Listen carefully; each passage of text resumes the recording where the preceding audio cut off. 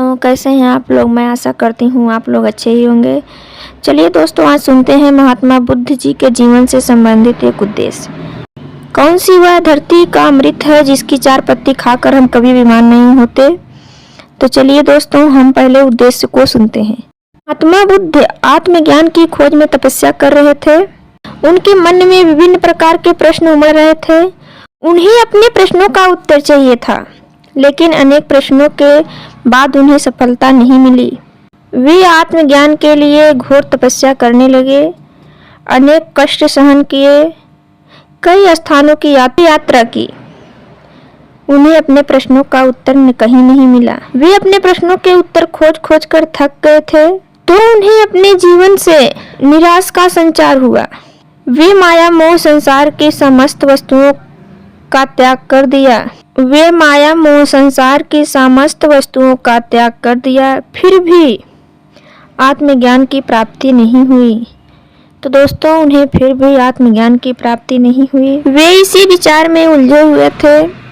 अनेक प्रश्न महात्मा बुद्ध के मन में उठ रहे थे और उन्हें तपस्या में भी कोई आशा की किरण दिखाई नहीं दे रही थी, और इधर उधर अपने प्रयासों में कोई कमी नहीं छोड़ी। वे अपने प्रश्नों का मंथन कर रहे थे।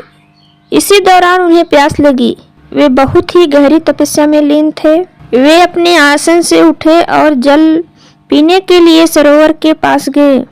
वहां उन्होंने एक अद्भुत दृश्य देखा कि दोस्तों, वहां उन्हें सरोवर के पास एक अद्भुत दृश्य दिखाई दिया। उन्होंने क्या देखा? एक गिलहरी मुंह में कोई फल लिए सरोवर के पास आई। फल उसके मुंह से छूटकर सरोवर में गिर गया। गिलहरी ने देखा फल अति गहराई में जा रहा है। गिलहरी ने पानी में छलांग लगा दी और अपना शरीर पानी में भिगो कर बाहर आ गई, और फिर अपने शरीर पर लगा पानी झाड़ दिया और फिर पुनः सरोवर में कूद गई। और भगवान महात्मा बुद्ध उसे देख रहे थे, लेकिन गिलहरी इस बात से अनजान थी। वह लगातार अपने काम में जुटी रही और भगवान बुद्ध सोचने लगे कि यह कैसी गिलहरी है। यह तो सरोवर का जल कभी नहीं सुखा सकेगी। लेकिन गिलहरी ने हिम्मत नहीं हारी। वह पूरी शक्ति लगाकर सरोवर को खाली करने में जुटी रही। अचानक महात्मा बुद्ध के मन में एक विचार आया कि यह तो एक गिलहरी है जो कि अपने लक्ष्य को प्राप्त करने में जुटी हुई है। मैं तो मनुष्य हूँ।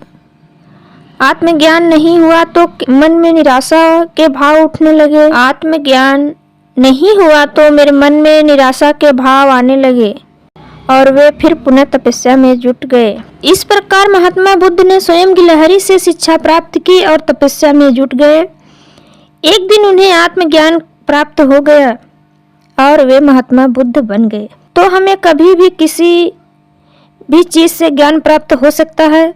सिर्फ जरूरत हमें है ज्ञान को प्राप्त करने की। हम किस तरीके से और किससे ज्ञान ले रहे हैं, हमें यह नहीं, हमारे लिए यह मायने यह रखता है कि हमें ज्ञान कितना मिल रहा है। महत्वपूर्ण यह है मित्रों।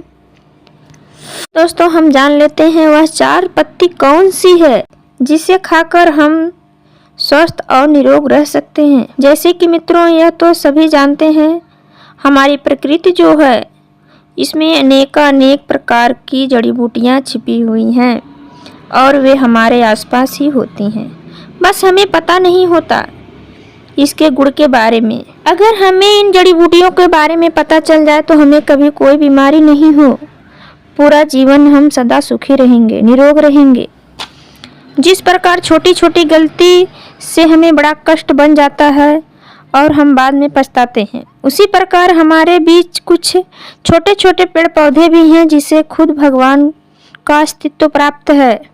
इसी प्रकार हमारे बीच कुछ छोटे छोटे पेड़ पौधे हैं जिसे भगवान का अमृत प्राप्त है। उसकी पत्तियां अगर आप यूज करते हैं तो स्वस्थ और निरोगी रहेंगे।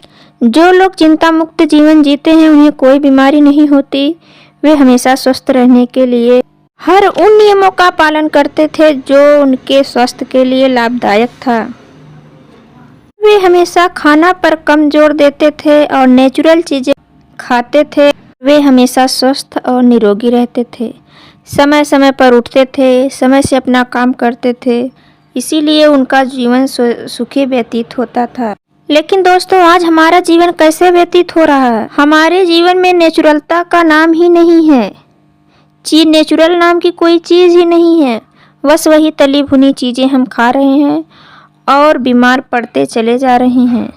तो दोस्तों, आज हम कुछ नियमों के बारे में बताएंगे। हम नियमों का पालन करके निरोग और स्वस्थ रह सकते हैं। और वह कौन सी चीज़ है जिसे खाकर हम स्वस्थ और निरोगी रह सकते हैं? अगर आप यह 4 पत्ती रोज सुबह सुबह खा लेते हैं तो आपके भविष्य में कभी कोई बीमारी नहीं होगी। उस पत्ती की दोस्तों कोई कीमत नहीं है, वह केवल भगवान का वरदान है। तो दोस्तों, सबसे पहले हमें बीमारियां होने के कारण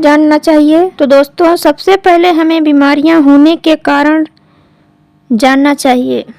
अगर हम कारण जान गए तो निवारण आसान होगा। हमारे आयुर्वेद में बताया गया है कि जीवन को सक्रिय रखिए, चिंता ही चिता के समान है। दोस्तों, चिंता मुक्त जीवन जीना चाहिए। चलिए दोस्तों, हम पत्ती के बारे में जान लेते हैं। दोस्तों, हमें इस पत्ती का कभी अनादर नहीं करना चाहिए। यह अमृत है। दोस्तों, वह पत्ती है तुलसी की। तुलसी की पत्ती से चनामृत बनता है। दोस्तों, हम कई पूजा पाठों में तुलसी का प्रयोग करते हैं, कभी सर्दी जुकाम में करते हैं। दोस्तों, तुलसी की पत्ती हमारे जीवन में बहुत ही लाभकारी है। दोस्तों, चनामृत में 2 पत्ते डालने से वह अमृत के समान हो जाता है। तुलसी का पेड़ आपके लिए बहुत ही सेहतमंद है। तो चलिए दोस्तों, हम बताते हैं इसे खाना कब है आपको। दोस्तों, सबसे पहले उठे आप, ब्रश किए, मुंह धो लिए और पानी पी लिया। इसकी 4 पत्ती डेली खाइए, चबाकर खाइए। इसके बाद पानी मत पीना। आप जब से इसे खाना शुरू करेंगे तो आपको जुखाम कभी नहीं होगा, आपको बुखार कभी नहीं होगा।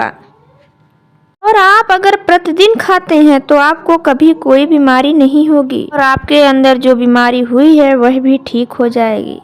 इसी के साथ दोस्तों, आज का यह वीडियो समाप्त होता है। अगर वीडियो पसंद आई हो तो लाइक करें, कमेंट करें, शेयर करें और चैनल को सब्सक्राइब भी करें।